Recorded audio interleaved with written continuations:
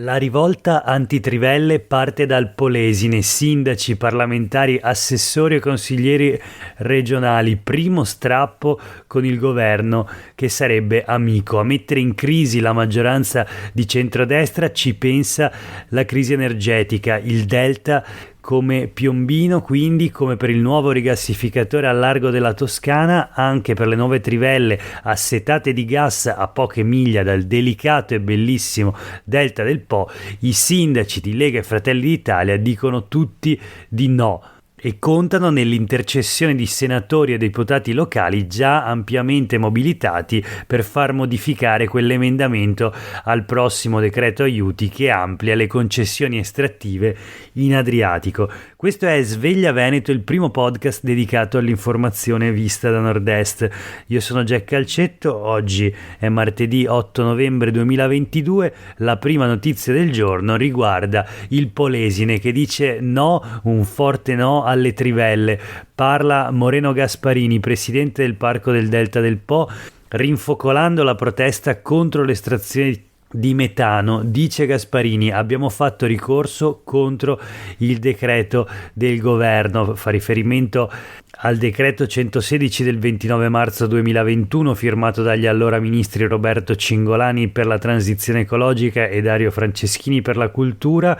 Dice: noi abbiamo già fatto ricorso contro le trivelle, Gasparini, ora però ci rimetteremo in moto, non è accettabile un rischio del genere per questo territorio. L'intervista sulle pagine dei quotidiani del gruppo Gedi e anche su quelle del Corriere del Veneto al presidente appunto del Parco del Delta del Po, che annuncia le barricate e chiama Venezia, quindi chiede alla regione di lottare con noi, così ci fanno sprofondare, queste le parole, pronti alla battaglia legale, il titolo sul Corriere del Veneto. Gasparini ricorda quindi il problema della subsidenza. Oggi il delta è oltre 3 metri sotto il livello del mare per effetto delle trivellazioni degli anni 50.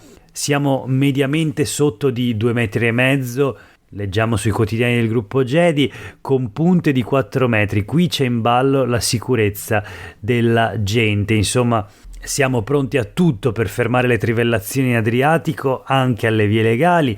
Questa è la posizione di Gasparini, già sindaco di Loreo dal 2014 e presidente del Parco del Delta del Po dal 2019. Nessuna esitazione nell'opporsi al via libera del Consiglio dei Ministri alla norma sulle nuove concessioni per aumentare l'estrazione di gas in Adriatico.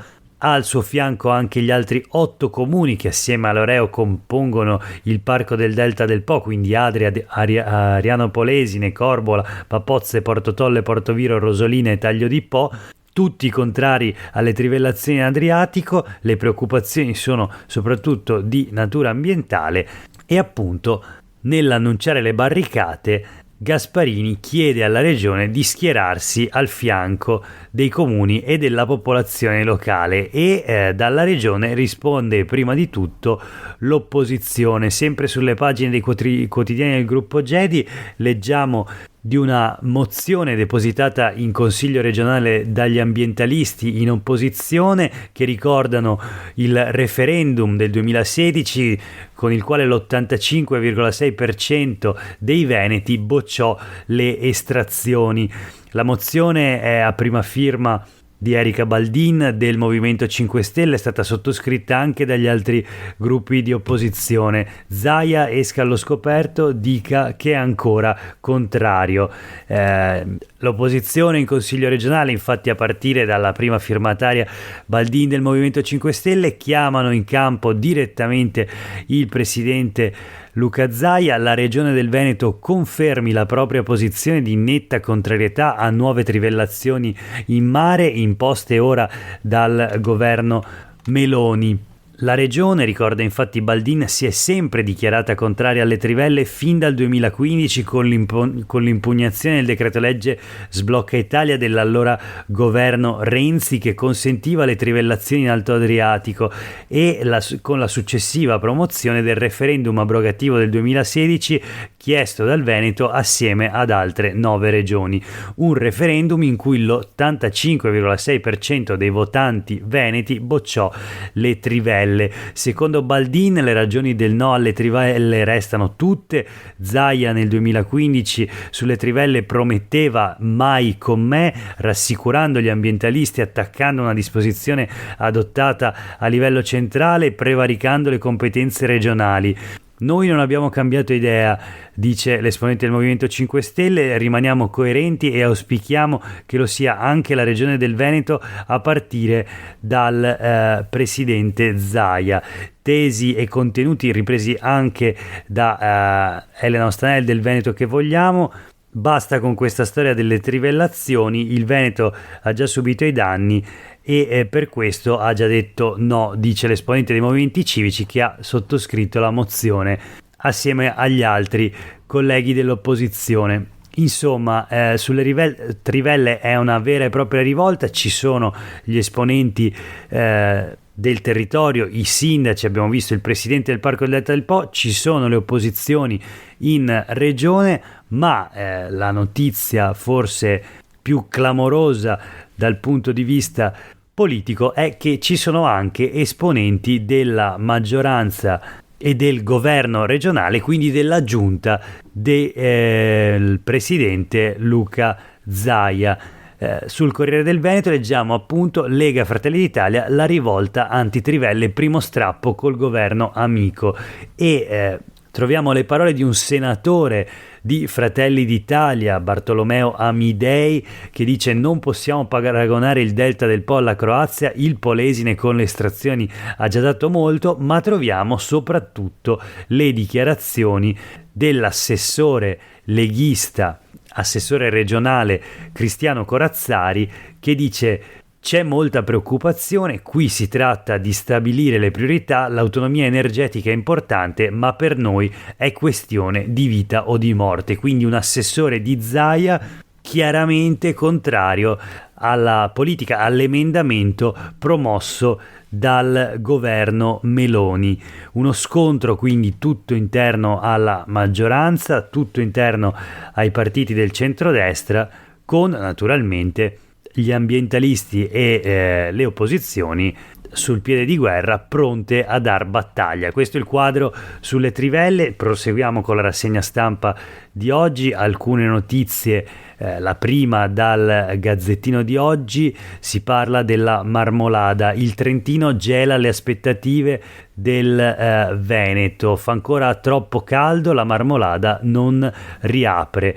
La provincia di Trento dice che la sicurezza viene prima di tutto, ricorda che a Canazei ci sono ancora 22 gradi, servono altri rilievi. Avevamo parlato ieri nella puntata di Sveglia Veneto della polemica sollevata dalla società delle funivie che gestisce appunto gli impianti di risalita sulla Marmolada e chiede la riapertura del massiccio. Questa la risposta oggi appunto da parte della provincia di Trento. Il sindaco di Rocca Pietore ribatte che però il ghiacciaio è già sotto lo zero e che se non si riapre così sarà disastro per lo sci. Per tutto il nord le temperature di ottobre sono state più alte, le più alte dal 1800. A novembre è invece attesa la normalità, scrive il Gazzettino. Vedremo come proseguirà questa vicenda. Nel frattempo sui quotidiani del gruppo Gedi uno studio, un dossier legato all'emergenza sicurezza stradale in regione. I decessi tornano a salire sulle strade venete, l'emergenza dei cantieri sulla terza corsia della Venezia-Trieste, ma non solo. Guida in stato di ebbrezza o sotto l'effetto di stupefacenti, gli incidenti stradali in Veneto dopo la leggera flessione registrata nel 2019 rispetto al 2018 e senza contare naturalmente il 2020 caratterizzato dalle restrizioni Covid, sono tornati oggi a risalire oltre quota 12.000, quindi 12.403 incidenti stradali in Veneto nell'arco del 2021. Di questi 276 sono stati mortali. Il totale dei decessi lo scorso anno è stato di 285, con 16.512 feriti. Va detto che il 2022, in attesa delle statistiche ufficiali, ha segnato un aumento ulteriore dei decessi in autostrada. L'indagine 2022 dell'osservatorio delle autostrade A4 Holding parla del pericolo legato il cellulare alla guida. Questo è il titolo dell'articolo sui quotidiani del gruppo Gedi. Cellulare alla guida in autostrada, 1 su 6 lo usa, dato in aumento, è in assoluto il comportamento più rischioso, lo dice appunto il dossier messo a punto dall'autostrada A4, l'osservatorio appunto A4 Holding. Guardando solamente ai camion si sale al 20%, nel 2021 era l'11%, questo la quota di chi utilizza appunto il cellulare. L'indagine ha riguardato la A4 da Brescia a Padova e la A31 Valdastico. Bene le cinture, quindi l'utilizzo delle cinture aumenta, molti però non rispettano la distanza di sicurezza. Gli eccessi di velocità di contro sono in diminuzione. Questo per quanto riguarda la sicurezza stradale in regione. Il nemico numero 1 resta il cellulare e il suo utilizzo alla guida. Chiudiamo con 2 notizie flash, una dal Corriere del Veneto di oggi. Milano Cortina, arriva la svolta, un veronese a capo delle Olimpiadi. Andrea Varnier, ex direttore generale della Fiera di Padova, guiderà la fondazione dei Giochi 2026. Chi è? Andrea Varnier, 58 anni, veronese, manager con esperienza nell'organizzazione di grandi eventi sportivi, sarà il nuovo amministratore delegato della Fondazione Milano Cortina, che gestirà i Giochi invernali del 2026.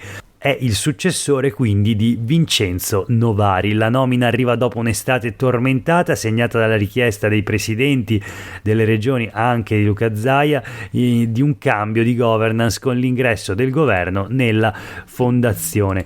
Infine, l'ultima notizia di oggi, la classifica regionale: Venezia, Vicenza e Rovigo fra i luoghi del cuore 2022. Mancano poche settimane alla conclusione dell'11ª edizione dei Luoghi del Cuore, il più grande censimento spontaneo del patrimonio culturale italiano, promosso dal FAI, Fondo per l'Ambiente Italiano, in collaborazione con Intesa San Paolo. Fino al 15 dicembre 2022 sarà possibile votare i propri luoghi più cari, quelli che consideriamo appunto speciali e che per questo vogliamo proteggere e far conoscere a sempre più persone.